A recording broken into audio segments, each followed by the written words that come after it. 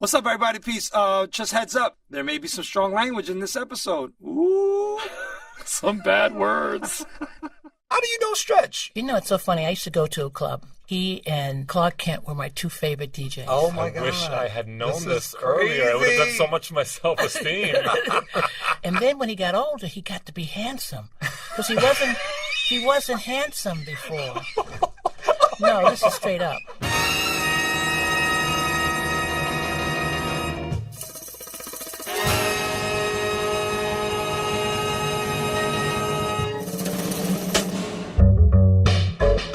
Hey everyone, this is Stretch Armstrong. And my name is Bobbito Garcia. Together, we are the host of What's Good with Stretch and Bobbito. That's the first time we've done that in unison. Stretch, we have an incredible guest today, and I'm amazed that, once again, similar to Lenny, and you have these personal ties with incredible people. Listen, we are both very fortunate men. We are. We know a lot of fantastic people, and the great thing about doing this show is we've been able to get a lot of them in this room and sit with them and kind of share our insights with these people, with the world. And today would be no different. We've got one of the loveliest women I know, a friend of mine who happens to be an incredibly important person, a pioneer going back decades, the one and only Bethann Hardison. Yeah. She is a guest on our show because you're cool with her. I mean, I think she might have been a guest regardless. It sounds like you're surprised that I'm cool with people. No, not at all. I love it. I mean, I'm just saying, like, the levels of ties that you have to this immense New York and beyond community is impressive. So let's talk about Bethann a little bit before we invite her into the studio. Sure. For people that don't know, Bethann is someone that has occupied a space in fashion, although she hates that word, for many decades, starting out as a saleswoman in the garment district. And then being a barrier breaker in the world of runway modeling and print. Boom. As a woman of color.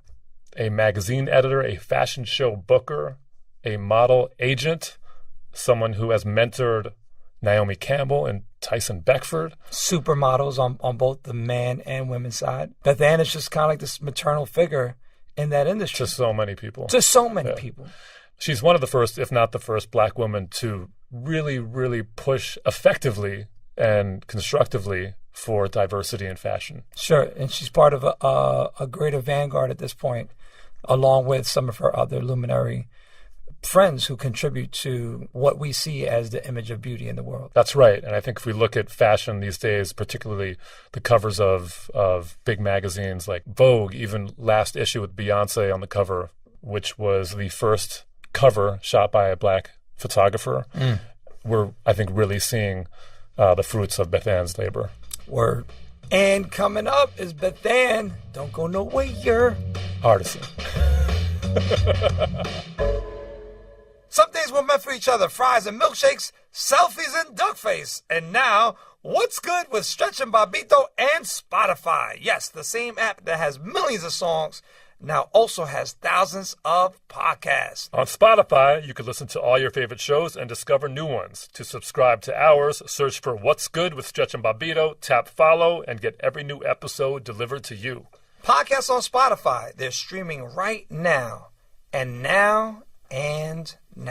We'd like to say a quick thank you and share a message from one of our sponsors, Sony Music Latin, presenting Grammy Award-winning artist Ile, a Puerto Rican singer and composer known for her work with Calle 13. Her debut album, Inevitable, garnered her a Best New Artist nomination at the Latin Grammys. It also won the award for the Best Latin Rock, Urban, or Alternative Album at the 60th Annual Grammy Awards. Her new single and video, titled Odio, is available everywhere now. And we are back in the studio with a woman that I just revere so much. Her name is Bethann Hardison. Wait, and I'm jealous because you know her personally and I don't until today. So yes, well, we're going to both get to know her better. How personal can we get here? I mean, what's like... All right, I don't want to make Bob jealous. Yeah. So we're just going to keep this very NPR, and then we'll see where it goes from there. No, let's do us. Yeah, true. I want to know, Bethann, how do you know Stretch? You know, it's so funny. I used to go to a club. I just wrote to someone that he and and Clark Kent were my two favorite DJs. Oh my God! I wish I had known this is earlier. It would have done so crazy. much for my self-esteem. No, you knew I used to come up to you. And then when he got older, he got to be handsome. Because he wasn't handsome before. No, this is straight up. No. So, but didn't matter. The loving care female mother, madrina that I am, Yeah. I was smitten with Stretch. Right. Yeah. Oh wow! All right, we're done. No, I've got actually have goosebumps. He did become handsome. I'm telling you, I But, saw no, he was handsome in his earlier, but his style, his I haircut. look nuts. No, and it's all my fault, Bethann. you influenced. No, I used to give him haircuts in the 90s. I used to Boricuafy him. Latino. Yeah. Mexicano. Yeah. I used to give him a shape up, He was give like, him you're Caesars, now Adriano. Stretchito. Well, no, he was so good, and that's why I met him in a club, and I always loved his music. I loved to dance, and dancing is everything, and so he was one of my favorites. Amazing. Well, Yeah. Bethann, you've been many things in your illustrious career. I mean, you started out as a model, and then you eventually became a fashion activist. Well, it's interesting. I really didn't start as a model, but everyone thinks so, and everyone concludes what I am and how it was, and must be your life's work, and it's not really true in that way. But I started out in the garment district. That's my claim to fame. That's my alma mater. That's what I believe in. It's the manufacturing business. And I started out in wholesale, and then I did some retail, and then I did back to wholesale, and then I got discovered by Willie Smith. Who's Willie Smith? And Willie Smith is a designer that has passed away, but he had the company Willie Wear. So Willie Wear was a company that everybody was just streetwear, and you always saw Willie Wear on the street. And when Willie saw me prior to all that success time, he asked if I could become his muse. My bosses, Sylvia and Ruth, were so excited, my Jewish family. And so when I told them about Willie Smith, they always said, "Oh, you got to do it. You got to do it. What is it? Of course you should do it." It was never about, what do you mean, you work here? No, it was never that. That's a great accent. Yeah. Well, I am from New York. So in the end of the day, that's how I got started with Willie. And he believed that I could be print. So he introduced me to Bruce Weber, who was just starting. Bruce used to be a model, and then he took up a camera. No one knows that Bruce used to be a model. Bruce would take me, and we would go to a park every Saturday, Central Park, and we would shoot. And that's how I really slowly start. And then little by little, you get out. You start to move through your life. You don't even know how you got to be where you are. But I did a lot for different companies as assistant and trying to work to help them. What wound up happening at one point, a woman who had an agency called Click, she asked me to come and help her. Eventually I did, and while I worked for her for 2 years, I then was being told, "You've got to do your own thing." What are you doing? So I had Calvin Klein, Perry Ellis, different designers, friends, people encouraging me to, start on I don't want to have my own company. Truth be told, no one believes it, but I'm really kind of lazy. And I love being lazy. Lazy avoids all the responsibility of having to do and show up. You know what I mean? So to me, it was like, God, I got to start my own company. And then, you feel guilty. Then you say, well, I'm from Bedford-Stuyvesant. You need to represent, show up. You're one of the few blacks that are out there doing things. So you eventually, you go for it. And I started Bethann Management, my company. So once you got the agency off the ground, what were you trying to change in the industry? I wanted to make sure I had Latin kids. I wanted to make sure I had Asian. I wanted to make sure I had blacks because I was a black owner. I didn't want to have a Woody Allen movie, you know what I mean? I didn't want to be living in New York and have nothing but, white kids and you never see what you see on the street. When you are successful in the white environment, you can see the difference. It's not because they're not wanting to do it. It's almost because they're just ignorant of it. And so, it's ways of sort of saying things to people that sort of helps them to broaden their scope of thinking. It's an education more than anything else. It's never an accusation. And so that's where I think that, you're able to do that. Or say to Calvin Klein or to Donna Karan, I don't understand why you get excited about wanting me to find you one black girl. How many girls or boys are you using? 35. And you want me to find you one, but I thought you'd be happy. Well, I am, but look at the ratio. It's like racist. In that way, it's not the intent. And that's how it becomes. That's how you... So then you become like this activist. You become this advocate for something that's basically mostly to educate, not to change the landscape, but you hope that's the results. So let's take it back to back in the day. We found this photo of you in doing research. So cute. It's been confirmed that this is you. Yes. You want to know where that was? I want to know everything about this picture. Yes. Oh, this is such a great story. That's me trying to look grown. Borrowed my mother's glasses because my mother was a barfly. And this is in Bedford-Stuyvesant. The guy let her bring me in the back door of the bar. I was 7. I said, I could look older. And I took the woman's glasses. Like that's going to change something. And that was around 9 o'clock at night or something. And that's the back booth of a bar. Can you describe what you're wearing here? Oh, stop it. No?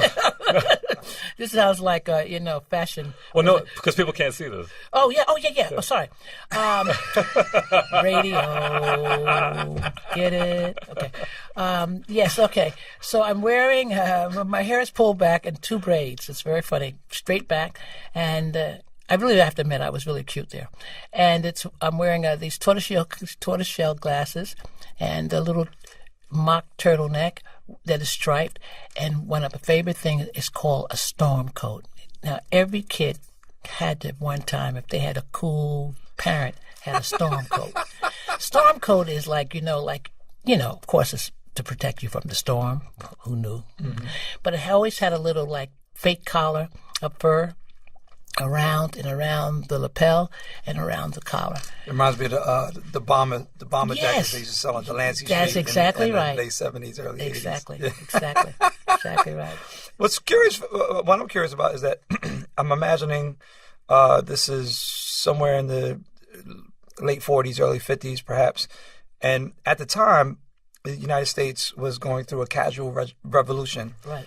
In style, particularly for kids. I mean, you see photos of 1930s Bed-Stuy, 1930s Harlem. Kids have dress shoes on, dress pants, and then by this time, this is the 50s. In the 50s, You're right. And now kids are wearing like sneakers and starting to wear jeans. They're starting to wear white T-shirts that prior were just only undershirts for your button-down shirts. That's right. And And so what are your sensibilities with regards to that casual, like where did you see that casual revolution in you? I never thought about what we wore at that time. My mother bought all my clothes from Delancey Street in Williamsburg area. So, yeah, there were things that were coming out then that were just very casual.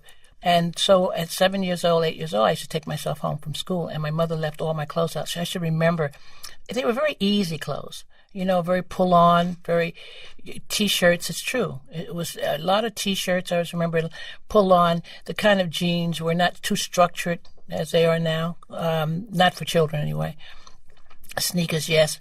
My mother always made sure that come home and put on your play clothes, and you take off your school clothes. So that was my story. And is that the beginnings of your fashion sense? No, I never thought about fashion because even in the garment district, I never remember that word fashion being thrown around as it is now. That's such a pop culture word now. Mm-hmm. We had style. And especially in Brooklyn, you grew up around people who had style.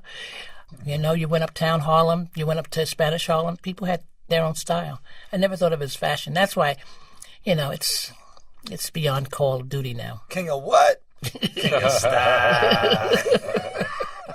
That's a reference to a documentary from the 80s. So, you attended Wingate High School. Yeah.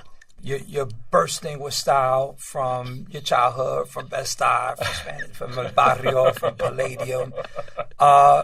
What's the diversity at Wingate? Oh, God, we were blessed. Oh, my goodness, I'm so glad you said that. You're talking about racial diversity. Yes. Oh, my goodness, I didn't know this. I got accepted into a performing arts school, and my mother knew that was such a big thing for me. And then this white guy shows up to my junior high school, 35, in Brooklyn, Bedford-Stuyvesant, and he was so cool looking. And I'm sitting in the audience. He's talking to us kids, and he wants us to tell us about this new school called Wingate. It's a banjo, shape and design, architect. Everything about it appealed to me. I had got accepted to one of the greatest schools for performing arts. I left that meeting that day in the school auditorium. I went home, told my mother, said, I'm going to this new school called Wingate. It sounded so cool. I had no idea. I learned from my white girlfriend many years later that was the efforts of them busing black kids into white neighborhoods and white schools. And we were the first class. But I didn't know that. Mm-hmm. I went there and rocked that school. I went there. You rocked the house. I swear. Brooklyn rocks the house. That was in Flatbush. I came out of Bedford-Stuyvesant. I went to that school. I learned to play chess in that school. I wound up being first black cheerleader. We played. That was a great basketball team. Then we had Roger Brown. We went to. Oh my God! Here we go. Wait! Oh, don't play with me.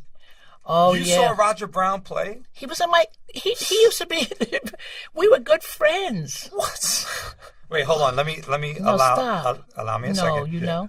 Stretch. Roger Brown and Connie Hawkins. Connie were two of the greatest basketball players in the history of the game. We're not talking about NBA. I'm just talking about period. That's right. And Connie unfortunately got caught up in a point-shaving scandal. He got barred from the NBA for many years. Roger Brown, for some reason, got caught up in some mess as well, and he wound up playing in the ABA. They used to call him the man of 1,000 moves. This dude is a legend, and you got to see him? Yeah, but they were friends. And so was Connie. Crazy. So was Connie. Connie Hawkins was a friend of yours? Yes. No, that's true. I was a cheerleader. I was popular. The Boys High and Wingate, we got to the Garden often. Connie Hawkins is in the Basketball Hall of Fame, Stretch. He's the dude that started the whole dunking craze, basically. Yeah, that's it. See? And when you're a kid, you don't know nothing. They're just another kid friend of yours, right? Being in Wingate was one of the best things that ever happened to me. I mean, really, going to high school was great. I lived with my father. Then I went to live with my dad when I was 12. I left my mother and my grandmother. And my father was an imam. He was an Islamic leader. And so I had to embrace Islam and embrace also the education that he was a very important man. He really did a lot of things for a lot of people, too. That's how I got to know Malcolm X. My father influenced a lot of people. And so it was really living that life. I love how she just throws out Roger Brown, Connie Hawkins, Malcolm X. Between this and like Lenny Kravitz. Right, exactly.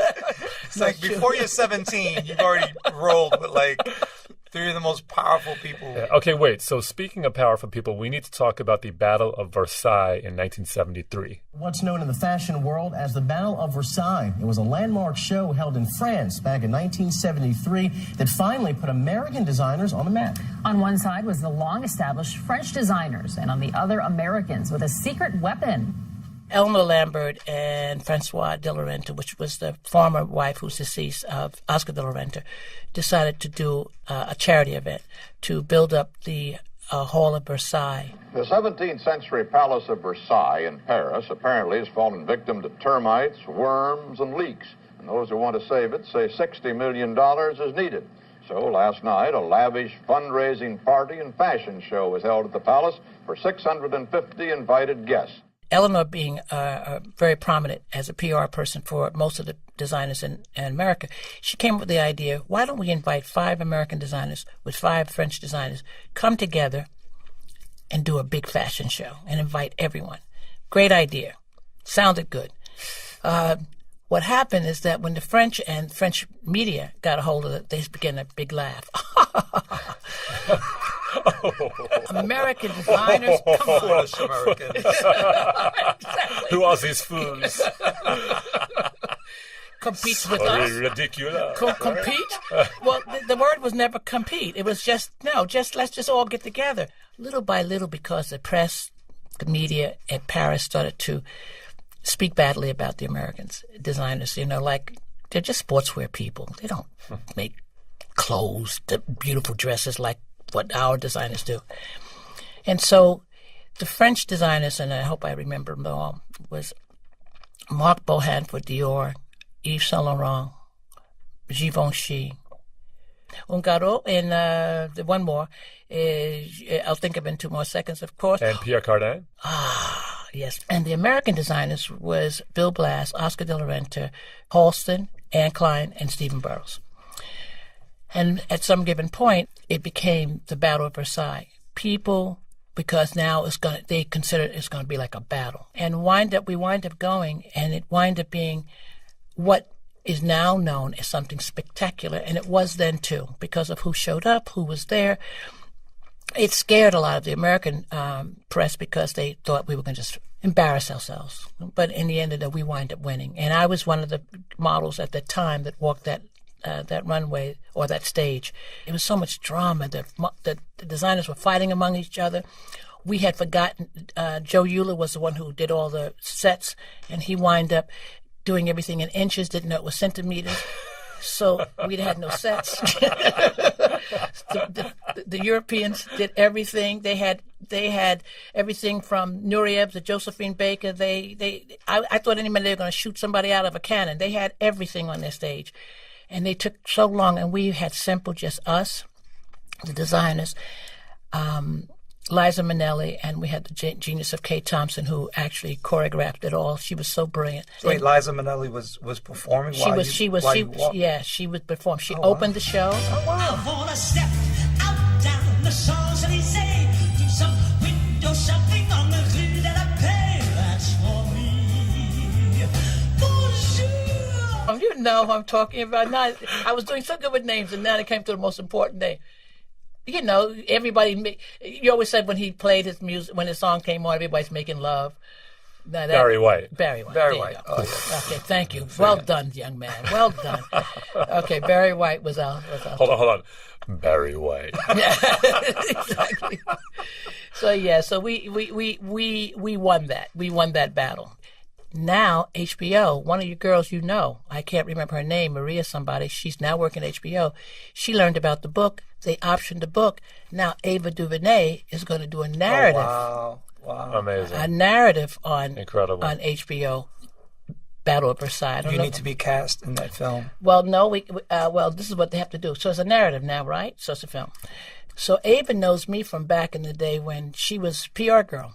She contacted me and asked me to come in as a consulting producer. The funny thing about this, and I'm going to say this now, and let's hope and pray it's not true, I don't really remember a lot about it. I got girlfriends that Get work. that check. You could just rewrite. Don't say anything. Just rewrite it. So, You're like, you can't tell me it didn't happen. I was there. but the funny thing about it is that it's so funny. I said, well, of course I'll help. So HBO, very dum. Here's half the money now, half the money. I only got 2 phone calls from the writer. Just 2 questions. And I'm told by HBO recently, I got a call from the executive saying, well, we got the script. I'm going, Ava's never around. How did I get the script? Ava's working. Sure. We tried to get her on What's Good. Yeah? Yeah. Hasn't happened yet. Oh, yeah, she's good. Yeah. She'll be good. But the fact of it is that that's the thing. It's moving right along anyway. So, and that's wonderful. So when you say you never heard of it, it's funny. All those people never heard of it either. It's just popping. Mm-hmm. Now, but wait. What's the significance of that event? Well, it was more, you know. She doesn't remember. Yeah, I do. I just don't remember the airplane ride and everybody was partying. I don't remember that. I just remember I stayed in my lane. But the significance of it, when you asked that question, it was significant because when everything is so dry and everything is so white at one point, and you learned about an event that had so many girls of colors in it, then it becomes significant. It wasn't exclusively black, but it was so many, because there were a lot of popular girls at that time. We were all runway models. Provide context because, I mean, you were breaking barriers. You were a leader in terms of diversifying this world that was predominantly or exclusively white. And, I mean, you weren't alone. You had Iman and you had other models that were really pushing the envelope for what the image of beauty in the world was. What was prior to you, and what was your point of view as an insider That's looking interesting. out? It's interesting because a lot of people think, you know, now that we have this word fashion, and that fashion is so much a part of popular culture, more so than anything else, a lot of people think that this was always, it's such a struggle. it wasn't such a struggle before because there was an agency called Black Beauty. There were other people who owned agencies. In the 70s or in the 70s and the early 80s. I mean, that all like Richard Roundtree, all those people, they were models, and they were part of this agency. So there was always images of blacks. I never longed for my blackness. I had it. When you started to model back in the late 60s, we were coming out of the civil rights movement too. We're in that frame of time. Was black is beautiful was the statement. Black is beautiful was important because it really was saying something. And who helped to make that? Were whites. Advertising, young advertising executives who wanted to change the landscape of the advertising industry. Everybody was feeling this feeling. There's this current of just style. And blacks really were having that. With the Panthers, everything. There was significant style. And then eventually, you know, it came down that surely people like Beverly Johnson got discovered first time on the cover of Vogue magazine in the 70s. You know, it's interesting to say that because even when Iman came along, she was so controversial. She came in supposedly out of the bush. Peter Beard, the photographer, discovers her in Kenya, tells the world back here that he's discovered this girl from the bush, gets her a contract with Wilhelmina. She's not from the bush. She's from a fucking university, pardon expression. You know, she's from a university. But he made this... Her father was an ambassador. Yes, exacto. He's too smart, this Bobbito. Did you just call me Bobbito? Yeah, I did. Bobbito. I'm going to run with it. Yeah, Bob already has 20 nicknames. He does. I'm sure. It's a trick of the tongue. So it's so interesting how these things came about, these different these allusions and thoughts. But she came into a very controversial scene, too, because she came in and she was announced as this black beauty found in the jungle. And the blacks that were here were, you know, editors and all, were very annoyed with that. They said, you have to go all the way to Africa to find... We got a lot of girls here. What's that? So it became... See, it's a controversy within. But in the same time, these girls are being discovered in different ways. And we always had to surround us, you know. We had beautiful... The Essence magazine had started. Barbara Cheeseborough was another model who was the first cover. The Essence coming out was brilliant in itself because there was no other magazine like it. You know, Ebony and the Johnson publications of Jet was one thing. But what Essence was a whole nother feeling. It was a lifestyle magazine with a touch of fashion. Did you feel that the modeling industry then, and of course how it integrates into media, was more progressive than the rest of the world? Wow, no, because you know what, you have to remember something, my love. When we do say that word fashion, it's a tiny little island. It's a little tiny island that no one really cares about, but except for the people who are the players in it. That was then. That's the 70s, that's the 60s, that's the 80s, the 90s. Only now in the 2000s it starts seeping midway out in the 2000s and it becomes part of popular culture. Because before, nobody went to a fashion show that wasn't in the industry. Mm-hmm. Then they started inviting important people that were like celebrated people outside. Then all of a sudden popular culture started happening and people started seeping in and looking. Then things started changing, bloggers... You know, oh my God, we got to wait because, you know, Kim Kardashian is coming, or we got to wait because this one's coming, you know. That's why I fight so hard, because I want us to remain ahead of the rest, because we should. We're creatives. So that's why I fight so hard, because I don't want my industry, my alma mater, to be the last man, because what's happening in television, they're moving ahead of us. Mm-hmm. What's happening in film, they're slowly they're moving ahead of us. And they shouldn't be ahead of us. We all should be in the same line, running along, you know, jockeying, you know, like I think along the same line, at least running shotgun with each other. Yeah. Naomi Campbell calls you mom. Yeah. You were the maid of honor at Iman's wedding. Oh, yeah. And we have someone on the phone who also really looks up to you and appreciates your worth on this planet for the person that you are. Can we punch in her friend? What's happening? Oh, you rep Tyson Beckford, one of the most famous models, not just in the world, but period. Period. Tyson was good. What's going on, fellas? So cool. Tyson. What's up? You're so sneaky, Stretch. Now I know. I like that she blames you, not me, for this happening. Because it was Stretch. It was Stretch. Yeah, it was Stretch. Tyson, so how did you connect with Bethann? So nice. You remember Arsenio Hall show? Yeah. I had saw, So, I saw Kadeem and Son on there, and he was talking about the agency. And this is aired, Arsenio always had some of his best guests on Thursday nights. So it was a Thursday we saw him, and then we tried to reach out and get with the agency the following week. And then we were able to get an appointment to get in, and then, they were like, look, if you guys can come back, you can see the lady herself. So we did, and the rest was history. The meeting for me was interesting, and I want to say this, Bob, because of the fact that he was the girl who first met him at my office. I had hired her, and she was like the underling, even though she had been a model editor at a magazine of my group, and they weren't very nice with her. So she took what we don't normally do. We don't take walk-ins. She took the call. She said, no, they don't. She said, let me meet with him. And she said, I really like this kid. Because I was trying to support her because the kids around the desk were so snitty. I said, okay, I'll meet him. It was only because of that factor, who it was. And then I said, okay, I'll meet him. Had no idea. And she said, I think you'll really like him. He's got something. He's really a good-looking boy. I said, okay. And I met him. Tyson goes on to be like Ralph Lauren. But people said to me all the time, oh, nobody else would have taken him. And I said, I don't think that. They said, I have friends who tell me, Bethann, at that time, they would not have taken him. You took him. But nobody else was trying to see him. And then what was interesting about him is that whenever I see a model, or anyone that's potential, I have to meet with them 3 times. I refuse to do it. I need to get to know the character. And he just, he did everything. He said everything right. He was interesting. Because the more you talk with someone, the more you can see their face, their line. So people said, oh, you must have saw, as soon as you saw him, you thought he was the most beautiful. I said, no, I didn't think of him like that. He was like... No, she didn't. I had this little white kid named Brent King that it was the cat's meow to me. And then along came Tyson. And I thought... he does have something, and he said he was a beautiful boy.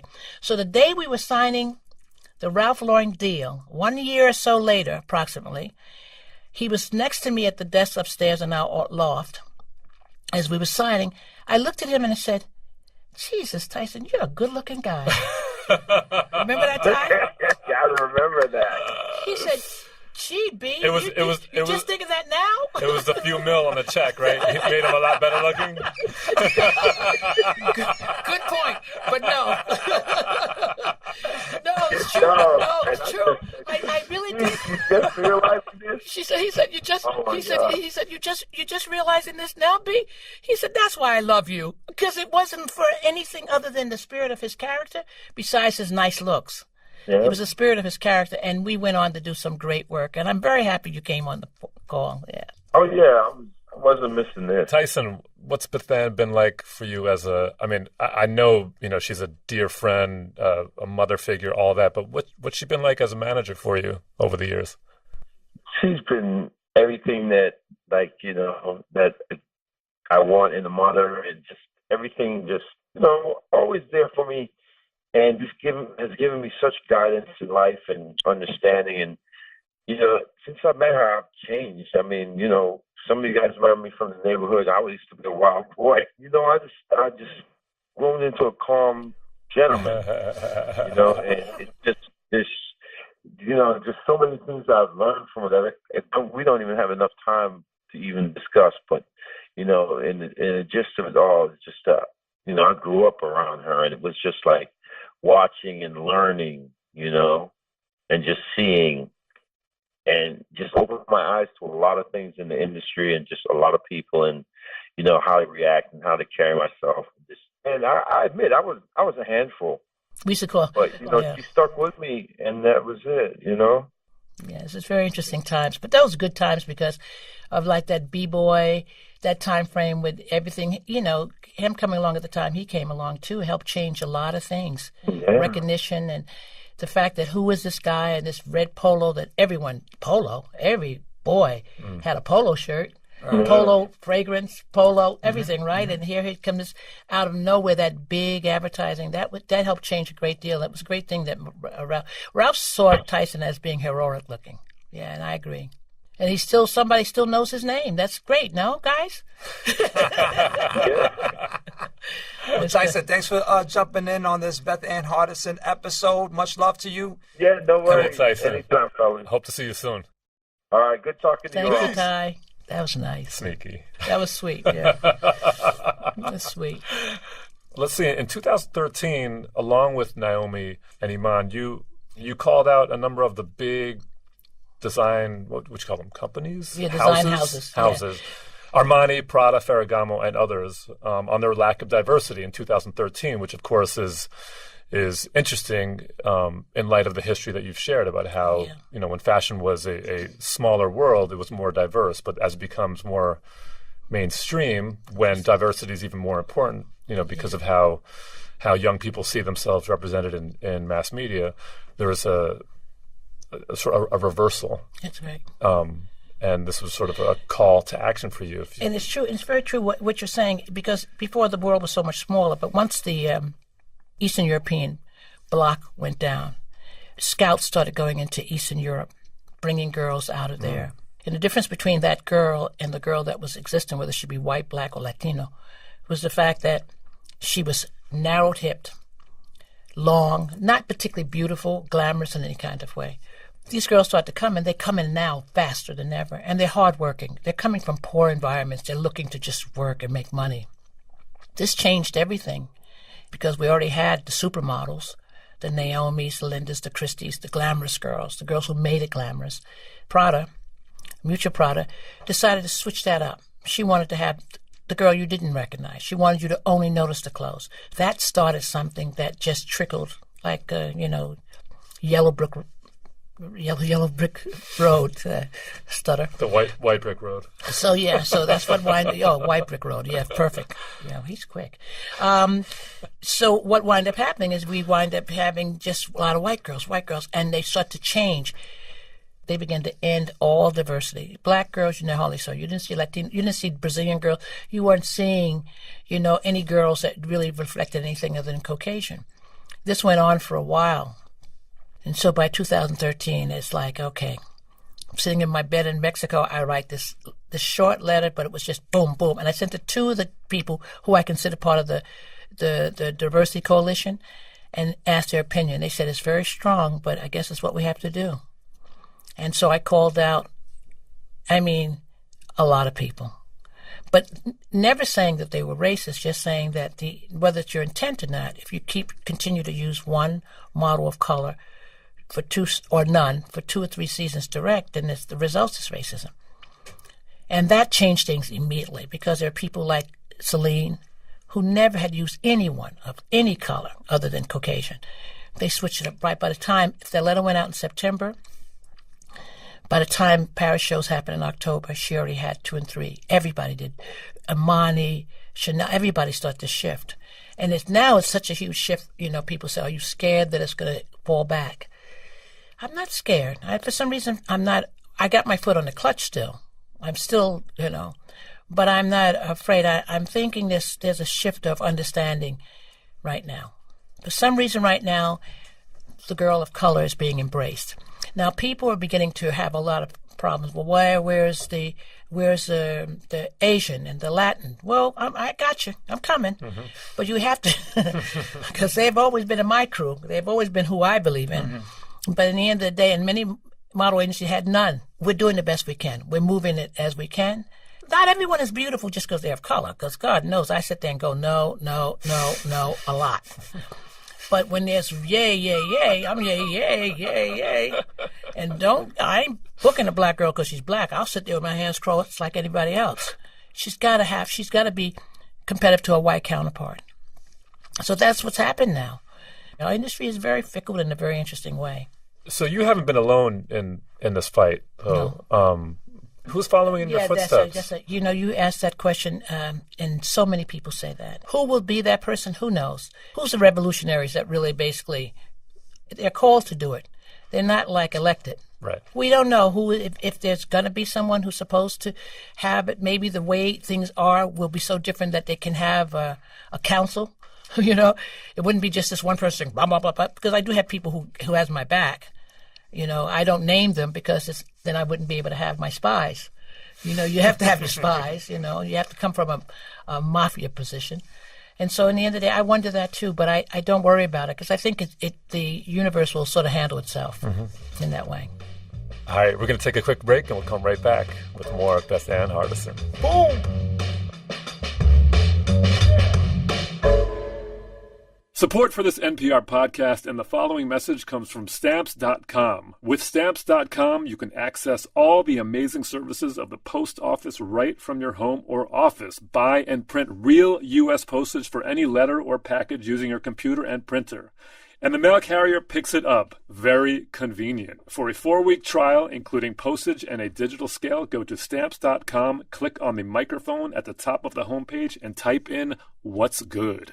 Hi, I'm Daniel Alarcón, host of NPR's Spanish-language podcast Radio Ambulante. We're back with a new season with 36 stories from all over Latin America and the Latino community here in the U.S., from one of the most controversial trials in Puerto Rico's history to the Venezuelan migrant crisis. Listen to Radio Ambulante on the NPR One app or wherever you get your podcasts. And we're back, and it's the drums, and that only means one thing. It is time for the impression session. Well, the drums could mean that Bethann is back at the Palladium dancing, but That'd be wonderful. this is the segment where we're just going to play you a track, you react, it's as simple as that. 2 tracks, one Okay. each. Yeah. Stretch, you want to go first? Sure.